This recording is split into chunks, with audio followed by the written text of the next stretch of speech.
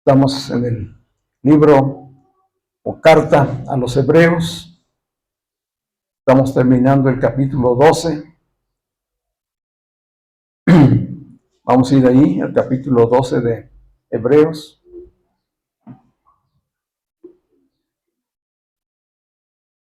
A partir del versículo 14. Hebreos 12, a partir del versículo 14. El título del mensaje de hoy es un llamado a seguir la paz y la santidad. Un llamado que tenemos como hijos de Dios, como iglesia, a seguir la paz y la santidad. Y el fundamento está aquí en esta porción de la Escritura, de Hebreos 12, 14 al 29. Voy a leerles el pasaje y ustedes me siguen. Versículo 14 dice: procuren. Está hablándole a la iglesia, así como le habló en aquel tiempo a los creyentes hebreos. Procuren vivir en paz con todos y en santidad, sin la cual nadie verá al Señor. Este es el llamado.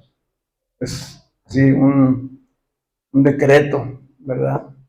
El que el autor nos dice. Procuren, es decir, algo que tenemos que hacer, que implica actuar. Procuren vivir en paz con todos y en santidad, sin la cual nadie verá al Señor. Tengan cuidado, no vayan a perderse la gracia de Dios. No dejen brotar ninguna raíz de amargura. ¿Qué dice?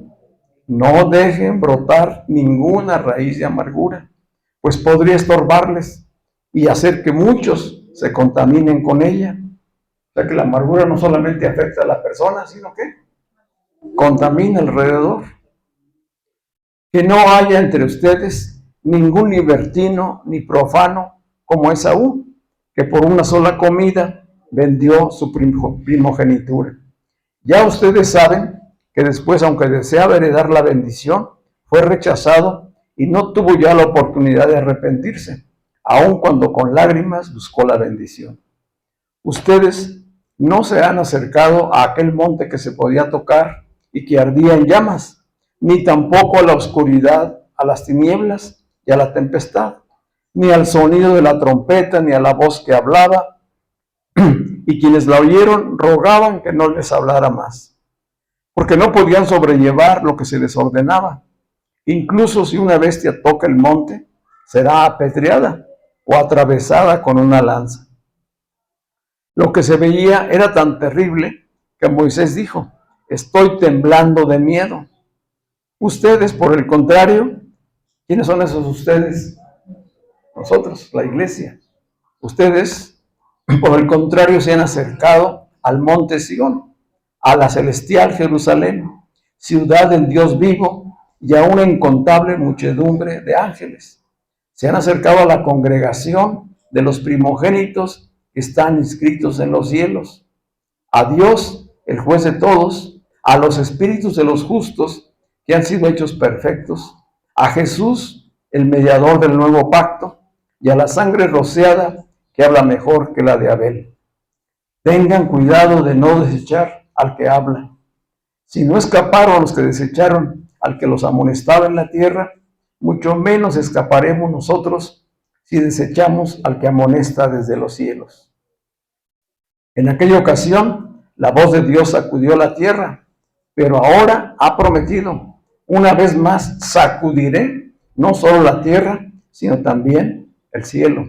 Y esta frase, una vez más, significa que las cosas movibles, es decir, las cosas hechas, serán removidas para que permanezcan las inconmovibles. Así que nosotros que hemos recibido un reino inconmovible, debemos ser agradecidos. Y con esa misma gratitud, servir a Dios y agradarle con temor y reverencia. Porque nuestro Dios es un fuego que todo lo consume. Esta es la palabra de Dios, revelada a través de la Escritura. Recordemos que a través de 11 y ahora ya 12 capítulos en la carta de los Hebreos, el autor de los Hebreos está animando, consolando, llamando, advirtiendo a los creyentes de aquel tiempo, hebreos, judíos convertidos al cristianismo, pero es una palabra que hoy llama a la iglesia. Esa palabra es hoy para la iglesia, es para nosotros. ¿Cómo nos llama a nosotros? Dice la congregación de los primogénitos. Eso somos nosotros, la iglesia. No solamente casa de bendición, sino todos aquellos que han creído en Cristo, desde que Él resucitó y ascendió. Esa es la congregación, la iglesia. Eso significa iglesia. La congregación de los justos, de los que han sido perfeccionados mediante la fe por la obra de Cristo. Es decir, ya no somos el mundo, tampoco somos Israel. Ya las promesas para Israel se cumplieron en Cristo. Hoy somos la iglesia, la congregación de los justos. Y esta congregación es tanto para judíos como para no judíos. Todos hoy debemos caminar por la fe en Jesucristo. No hay otro camino. No hay otro camino. Jesús dijo, yo soy el camino, la verdad y la vida. Nadie puede venir al Padre si no es a través de mí. Y ese llamado es para todos. ¿Sí? Negros, blancos, chaparritos, güeros, hombres, mujeres. Es para todos. No hay otra manera más que a través de la fe. ¿Sí? El tiempo pasado ya se cumplió. Todos los pactos anteriores, hasta antes de Jesucristo, se cumplieron en Él. Eran profecías, eran promesas. Hoy es algo consumado, realizado. Nosotros no vemos hacia el futuro. Nuestra fe está puesta en lo que ya se cumplió, en lo que ya se consumó. Cristo fue crucificado, murió, fue sepultado y resucitó. Entonces Él vive. Él vive. Él está a la diestra del Padre. Pero Él es espíritu. No es el Jesús histórico que anduvo aquí en la tierra. No es el Jesús encarnado. Es el espíritu de vida. El espíritu vivificante. Que viene a vivir en templos humanos. No en templos hechos por manos de hombres. ¿Sí? Él no habita en edificios, en casas, en lugares. Él habita en el creyente. En el quebrantado de espíritu. Ahí vive, en el que le ha recibido y que le está conociendo y descubriendo y que va a permitir que se manifieste totalmente en su vida. ¿Estamos bien hasta aquí? Sí, sí. Entonces, en ese contexto estamos hoy, pues, reflexionando en estas palabras del autor de Hebreos. ¿Cuál es la idea central que Él nos está transmitiendo en este pasaje? Él dice, ya hemos recibido un reino inconmovible. Está hablando de las cosas consumadas. El reino de Dios es una realidad presente, no es una realidad futura. Ya es. Cuando Jesús estuvo aquí en la tierra, Él predicó, el reino de los cielos se ha acercado. El reino de los cielos está entre vosotros. ¿Y quién era el reino? Él. Él mismo era el reino de Dios. El cielo en la tierra, manifestándose, expresándose en la persona de Cristo. El Dios encarnado. Y dio testimonio a través de su ministerio de que efectivamente Él era el Hijo de Dios. Las señales, el cumplimiento de las profecías, su resurrección, su ascensión y el posterior ministerio de la iglesia dan cuenta de esta realidad consumada. Entonces, el reino ya es una realidad. Tenemos que vivirlo, experimentarlo. Y es un reino inconmovible. Es decir, que no se va a sacudir, que no se va a mover. Es eterno. Es lo eterno, es lo espiritual. No es un reino humano. Por eso dijo Jesús, mi reino no es de este mundo. Si mi reino fuera de este mundo, pues yo traería ejércitos. Yo no permitiría que me crucificaran. De otra manera se hubieran hecho las cosas. Eso no lo entendió el pueblo judío. el pueblo judío esperaba y aún espera que venga un Mesías guerrero, un Mesías que venga a restablecer el reino de David físicamente. Pero el rey ya vino, ya estuvo entre nosotros y hoy está reinando, no para los judíos, hoy reina en todo el universo, porque Él es el creador, el rey de reyes y señor de señores. Amén. Esta es una realidad. Y hoy, esa realidad de lo que ya hemos recibido es que nos llama a la iglesia a buscar y a seguir la paz y la santidad. Jesús dijo, yo no les doy la paz como el mundo la da. No se trata nada más de decir, quiero estar en paz contigo. No, dice, yo vine a reconciliarlos. Ustedes estaban en adversidad con Dios, eran enemigos de Dios. No podían acercarse a Dios. Yo vine a reconciliar, yo vine a hacer la paz. De todo aquel que cree en mí es reconciliado con Dios y queda en paz con Dios. Pero no solamente con Dios, dice con Dios y con el prójimo. Entonces la paz que Cristo nos da no es una paz superficial ni temporal, es una paz que viene con Él mismo, para que Cristo en nosotros se manifieste y entonces tengamos paz con Dios, pero también con nuestros semejantes. Que con nadie estemos ya separados, ni en conflicto, ni divididos, sino que con entendimiento vivamos la verdadera paz en Cristo. Y la santidad. Cuando oímos la palabra santidad, ¿qué les viene a la mente? Cuando Él está diciendo, Dios dijo, sean santos, porque yo soy santo. Y todos decimos, amén. ¿Sí? Cuando oímos la palabra y el llamado a la iglesia de ser santos, como que genera cierto temor, como que genera cierta incertidumbre o duda de sí. ¿Y si eres santo? ¿O cómo le hago para ser santo? ¿O nada más a mí me han saltado esas dudas?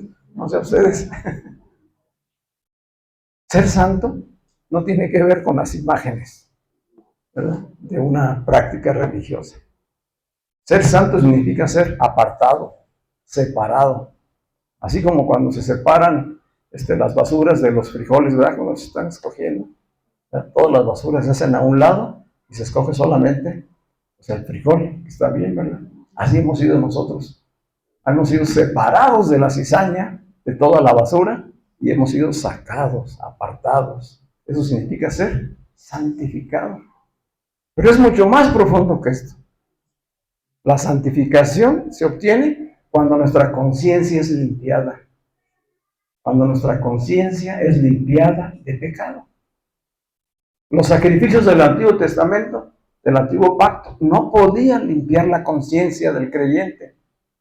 El judío se acercaba a hacer los sacrificios, los presentaba, se desangraba la ofrenda, lo entregaba y se iba y seguía viviendo con la misma conciencia de pecado. ¿Sí me estoy comunicando? Sí.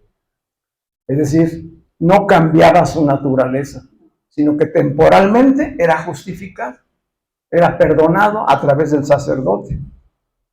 Bueno, en Cristo, que es el Cordero perfecto, el Cordero de Dios que quitó el pecado del mundo, por la fe en Él, nuestra conciencia es limpiada de pecado.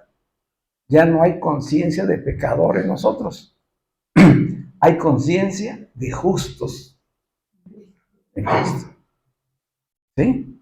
Entonces nuestra conciencia ya no es de un pecador. O sea, yo con seguridad en la palabra puedo declarar, no soy un pecador.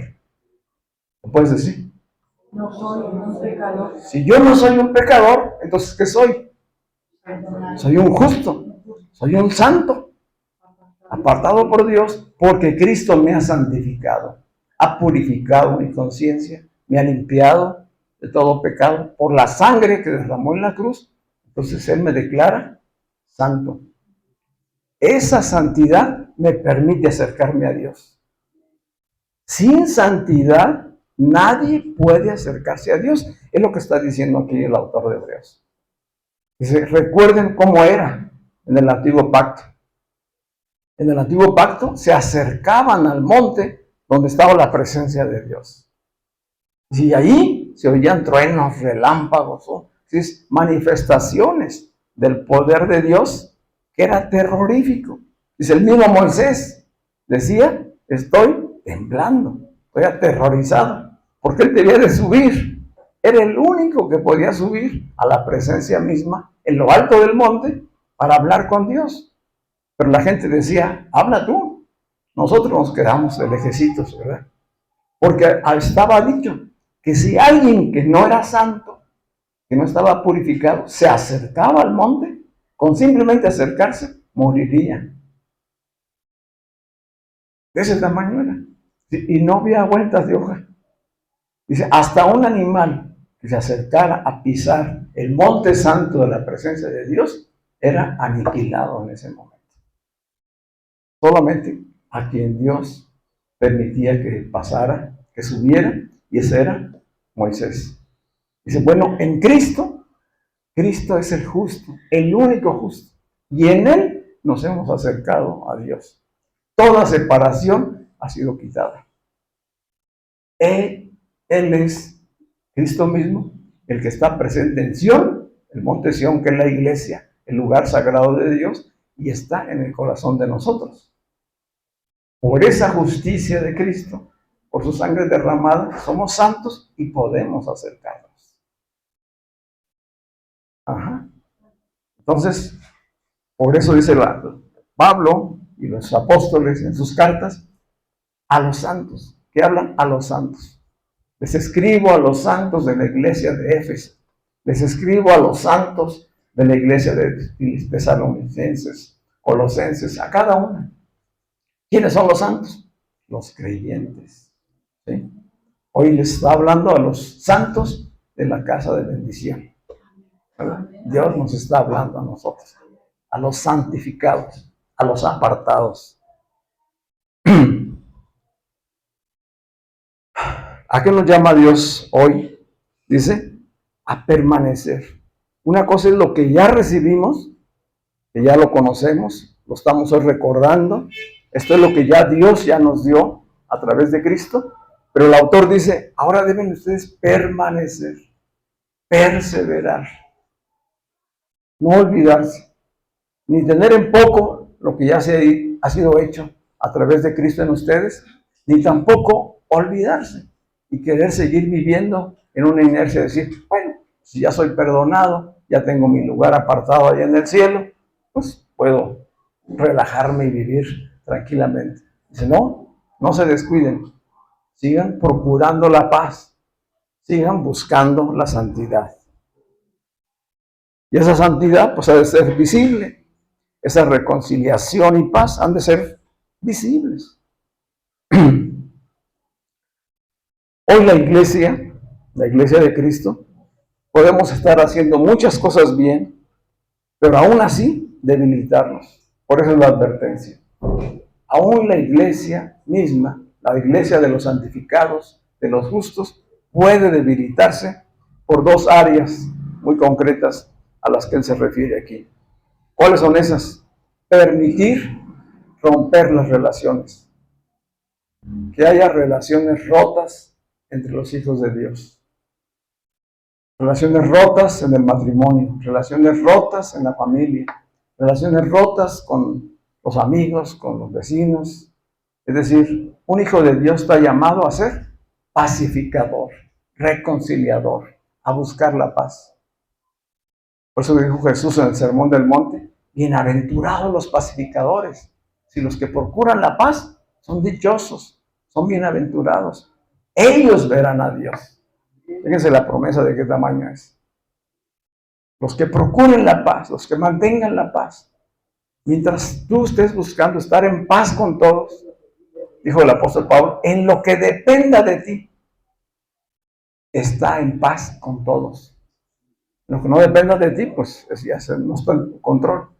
Pero en lo que dependa de ti, busca la paz, síguela, busca la santidad, permanece en ella. Pues decía que relaciones rotas es una de las cosas que puede traer fracaso y debilitar a la iglesia. Y segundo, pecados tolerados. ¿Sí?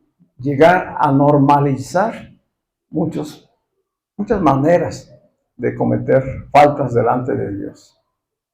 No somos pecadores, porque en Cristo hemos sido justificados, pero estamos en una naturaleza humana.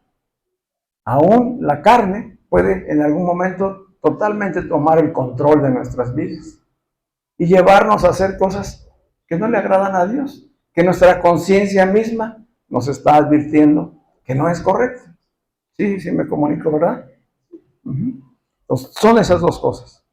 Tolerar prácticas, hábitos de pecado que sean tóxicos y romper relaciones. Cuando estas dos cosas se presentan en la iglesia, lo primero que se ve afectado es la verdadera adoración. No puede haber verdadera adoración a Dios. Y no solamente me refiero a los tiempos en que estamos aquí alabando y exaltando y orando a Dios, sino a nuestro estilo de vida. Nuestro estilo de vida cotidiano debe de ser de adoración. Es una expresión de adoración. ¿Cómo se desarrolla esto? Hemos dicho, es 24/7.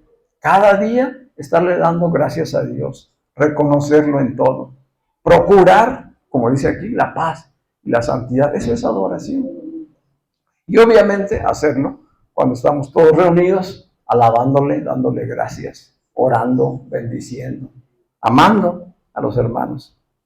Pero cuando están estos dos peligros del que nos habla el autor de Hebreos, entonces la adoración se ve afectada. Porque la adoración es el corazón de la vida espiritual. Lo repito, la adoración es el corazón de la vida espiritual. Hoy todos nosotros ya sabemos que no cambiamos de religión, que no se trató de simplemente llevar a cabo nuevas costumbres, nuevas maneras o formas de acercarnos a Dios. Que hoy vivimos en la vida en el Espíritu, porque el Espíritu nos habita. Que la vida en Cristo se trata de crecer y desarrollar el Cristo que nos habita. Primero, que le conozcamos, que nos sea revelado. Segundo, que se desarrolle ese Cristo en nosotros. Y tercero, que lo expresemos, que se vea. Con ser cristiano no es asistir a una congregación, a una iglesia cada domingo, o cada mes, o algún día de la semana. Eso no es ser cristiano. La vida en Cristo es la vida en el Espíritu. Andad en el Espíritu, dijo Pablo. Y andar en el Espíritu implica no satisfacer los deseos de la carne, porque los deseos de la carne son contra el Espíritu, y los del Espíritu son contra la carne. Y estos dos se oponen entre sí. Es decir, por eso tenemos la lucha en la que permanecemos hoy los creyentes. Es una lucha constante, pero que por el Espíritu podemos hacer morir las obras de la carne. Entonces, cuando nos está diciendo, sean santos, porque yo soy santo, busquen la santidad, es este ejercicio, esta parte práctica, real, de hacer morir lo terrenal, de hacer morir las obras de la carne para darle preeminencia al Espíritu que nos habita. Porque la comunión con el Espíritu es permanente. El Espíritu no está solamente aquí, está siempre. Si ya le recibiste, permanece y está contigo 24/7. Aún estando tú dormido, Él está ahí contigo.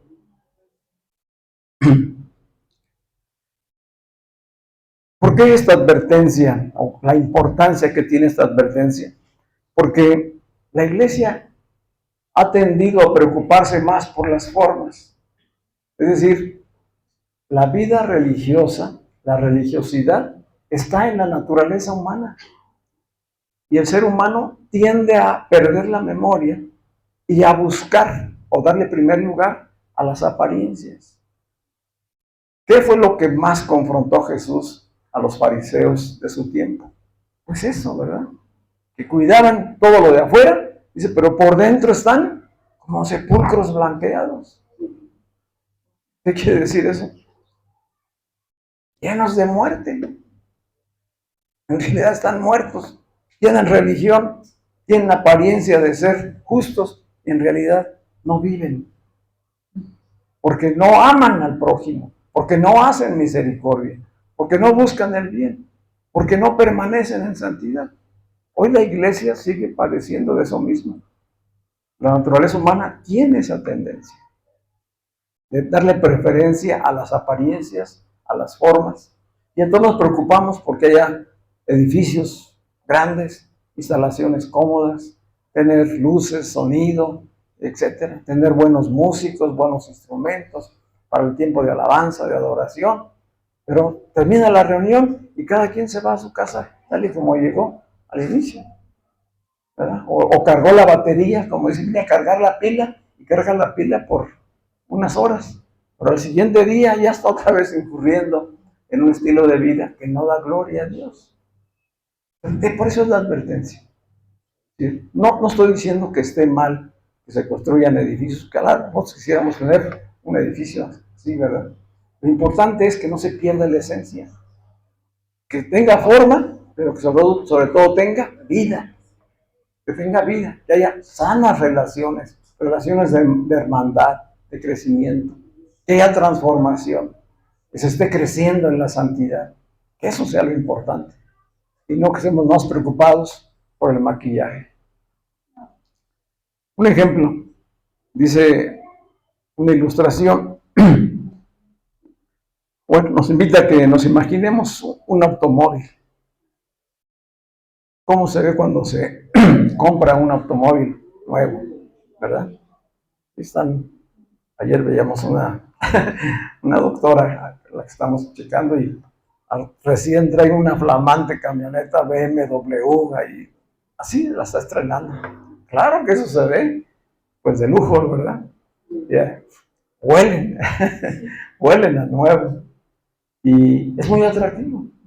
Entonces, esta ilustración nos llama a que hagamos la comparación.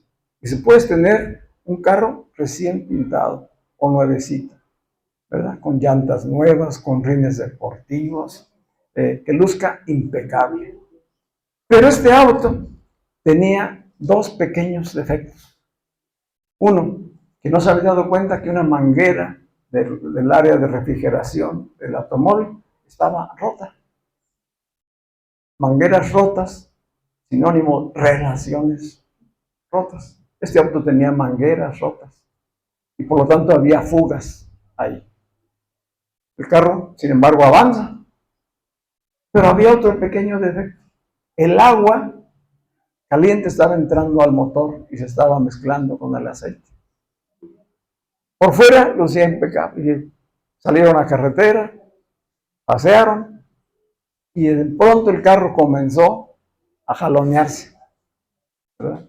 Comenzó a salir vapor del frente allá del motor hasta que se paró. ¿Qué le sucedió?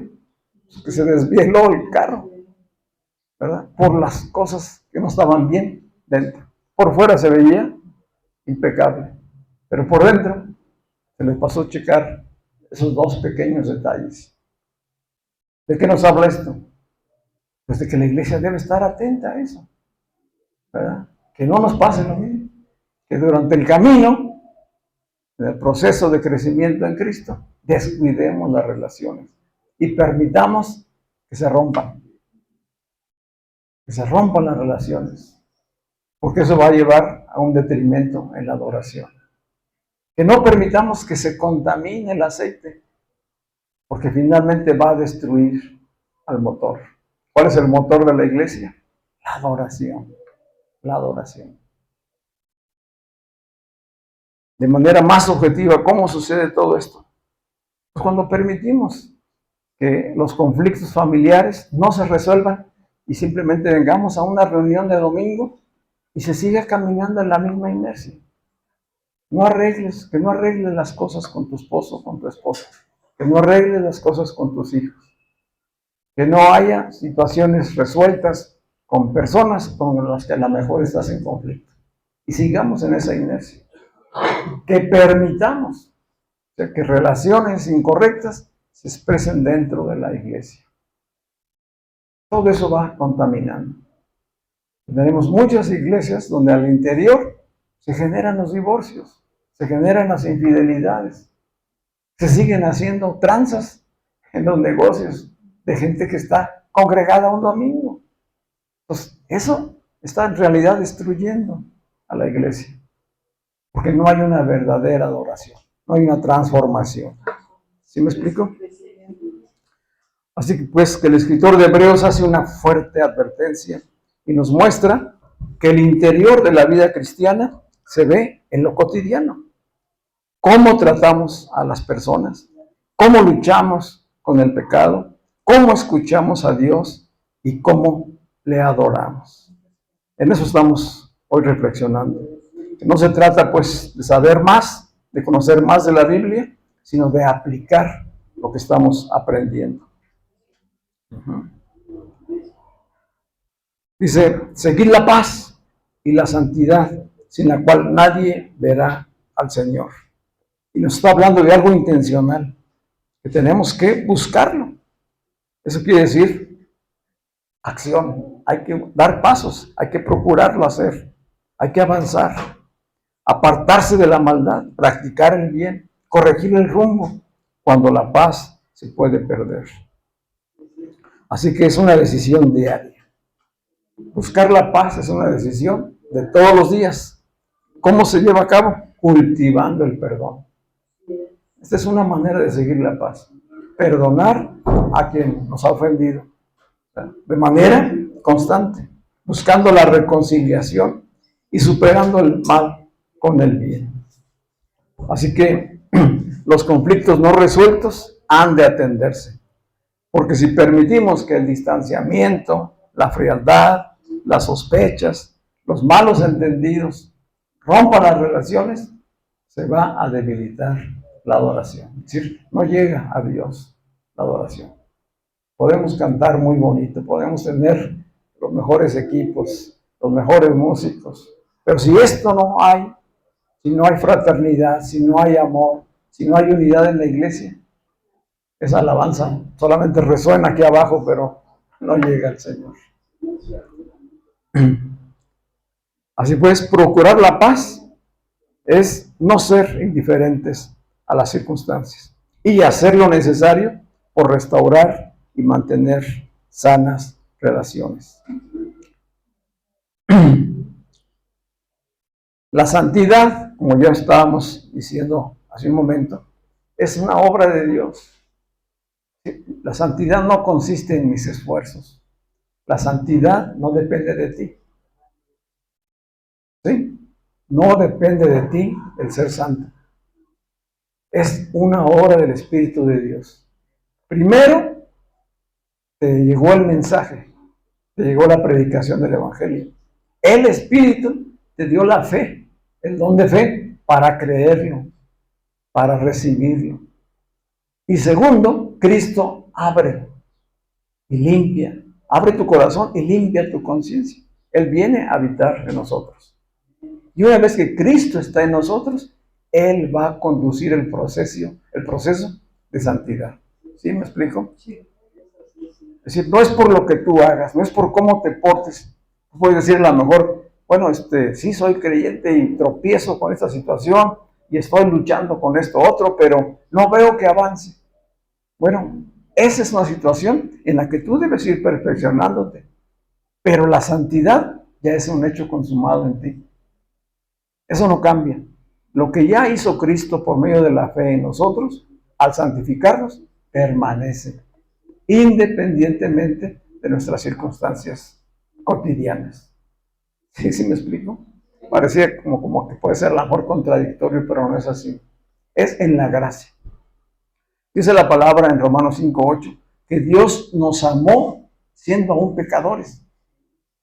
Siendo aún pecadores, Cristo murió por nosotros. Es decir, todavía no le conocíamos, todavía no nos portábamos bien, todavía no éramos gente dispuesta a recibirle cuando ya nos había perdonado. ¿Sí? O sea, nos eligió desde antes. Esto es algo que debe quedar en nuestra mente y corazón. Somos elegidos por Dios. La obra la ha hecho Dios. Él te eligió Él te perdonó, Él te santificó. Y no te va a quitar esa santidad. La obra que ya hizo Él de santificación está completa. Por eso dice aquí el autor de Hebreos que nos hemos acercado a la congregación de los justos, a los santos hechos perfectos en Él, en Cristo. Es decir, para Dios, tú y yo, con todas nuestras imperfecciones, para Él ya somos justos y perfectos, porque estamos en Cristo.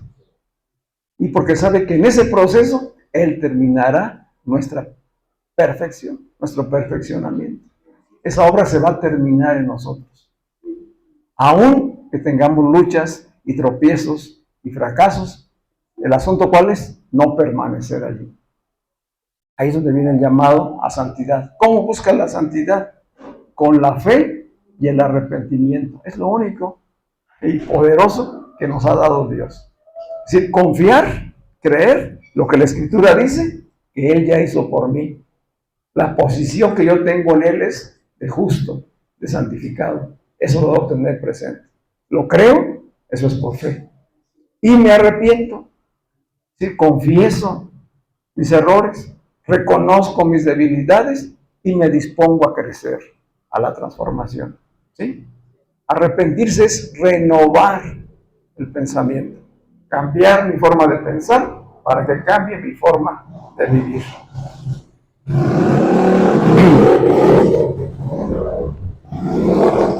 Así que en realidad la santidad es la vida de fe, como una experiencia diaria.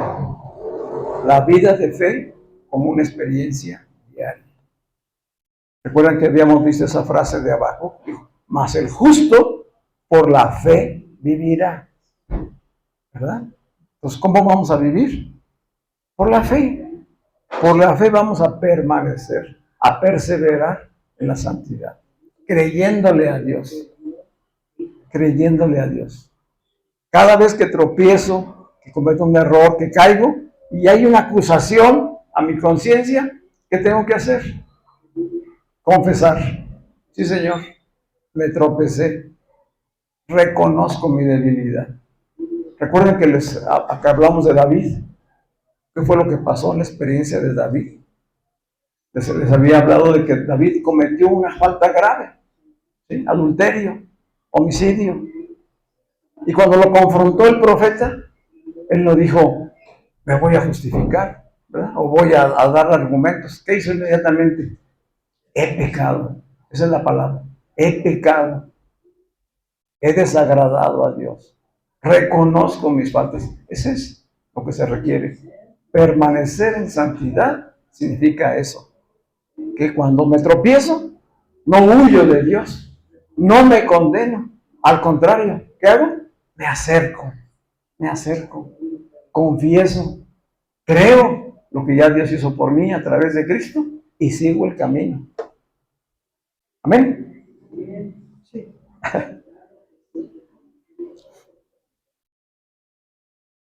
Dice aquí el autor de Hebreos en los versículos 15 y 17 que hay tres peligros cuando los creyentes no perseveran. Uno, dice, es quedar privado de la gracia de Dios. Quedar privado de la gracia de Dios es enfriarnos. Es decir, cometemos un error, cometemos una falta y en vez de acercarnos, nos separamos. ¿Sí? Hay una situación de acusación interior y en vez de confesar y de comunicar a Dios, nos separamos, nos aislamos. O entramos en conflicto con personas y entonces nos alejamos. El llamado es al contrario. Dice, para que perseveremos en la gracia, hay que dar el paso de no descuidarnos, de no enfriarnos, de no ser resistentes a caminar con Dios. Porque lo contrario trae endurecimiento. Es decir, ser privado de la gracia de Dios es endurecer nuevamente el corazón y no reconocer que la fuente de todo es Dios mismo. Que Él es el que ha hecho la obra y que me está llamando simplemente a perseverar creyendo en su palabra y obedeciendo. El otro peligro dice la raíz de amargura. el llenarnos de resentimientos contra personas por X circunstancias, esa amargura se convierte en heridas, heridas que permanecen. Y entonces se manifiestan como una identidad en nuestras vidas. Es decir, en vez de caminar como justos, estamos caminando como los heridos. Y esa amargura, dice, no solamente se queda en la persona, sino que contamina a los demás. Entonces, que no quede en ustedes ninguna raíz de amargura. Al contrario, hay que echarla fuera. Y por otro lado, pone el ejemplo de Esaú, que no valoró lo eterno. No valorar lo eterno como lo hizo Esaú. Y Esaú es el hijo de Jacob, perdón, el hijo de Isaac. Esaú y Jacob son los hijos de Isaac, nietos de Abraham. Y Esaú, en una circunstancia, llegó de cacería y encontró a su hermano Jacob preparando un potaje, dice, de lentejas. Y él llegó pues muy cansado y con mucha hambre y le pidió a su hermano que le sirviera de ese potaje que había preparado. Y dice Jacob, pues sí, te voy a dar lo que preparé, pero véndeme tu primogenitura. Esaú era el primogénito. Y dijo Esaú, claro que sí te la vendo, pero yo no voy a morir, ¿de qué me va a servir a mí la primogenitura? Y lo cambió, dice, por un plato de lentejas. El primogénito era el heredero, el primer heredero de todas las bendiciones familiares, de la paternidad. ¿Por qué nos pone este ejemplo? Dice, porque muchas veces ponemos los ojos en las cosas terrenales, en lo aparente, en las formas, y nos perdemos de lo eterno. El llamado es a poner los ojos en lo eterno, en las cosas que no cambian, que no nos dejemos vencer por lo inmediato, la comodidad, el placer, la aprobación de los demás, porque una pequeña decisión como esta, que se repite, finalmente nos aparta de Dios. Así que, entrando a la parte práctica, ¿con quién te llama Dios a dar un paso concreto, a hacer la paz? ¿Con quién debes hacer la paz esta semana? ¿Cómo está tu situación de hoy? ¿Cómo está tu situación con Dios? A lo mejor con el primero que tienes que buscar paz es con Dios, ser confirmado en la reconciliación que ya tienes y hacerlo también con las personas. ¿Qué área en la vida requiere que le pongas atención para permanecer en santidad? ¿Qué área necesitas atender? ¿Qué cosas hay que confesar, cambiar de manera de pensar y de actuar? Y la última pregunta, ¿hay alguna raíz de amargura que te esté afectando? ¿La puedes identificar? Porque si es así, pues es tiempo de echarla fuera, desarraigarla, ¿sí? Este llamado, pues, que nos hace el autor de Hebreo es a paz y santidad.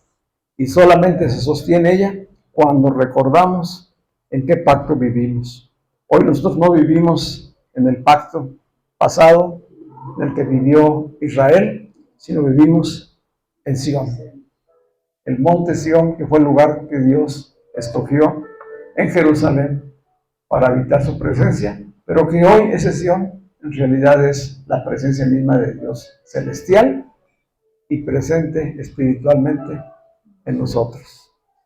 Vamos a estar de pie.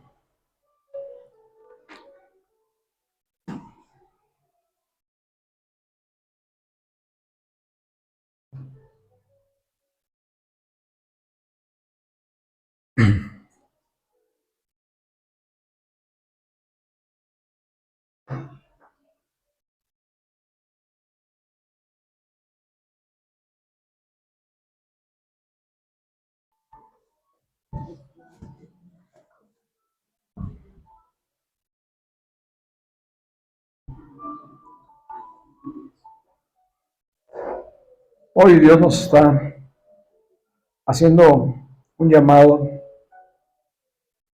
fuerte para que prioricemos la adoración, una adoración viva, que no sea solamente superficial, sino que en realidad la vivamos en nuestras relaciones con los demás y con Dios mismo.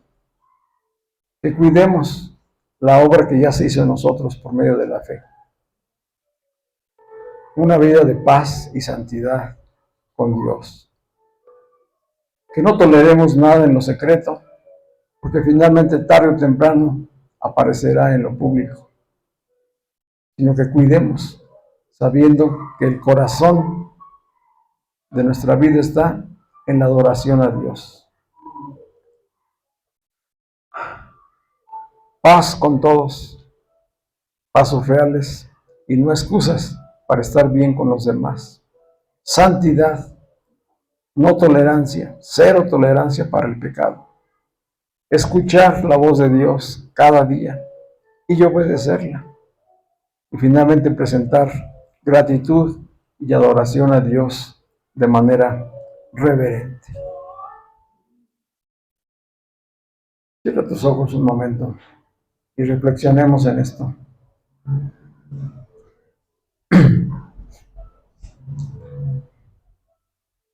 Padre, gracias por tu palabra.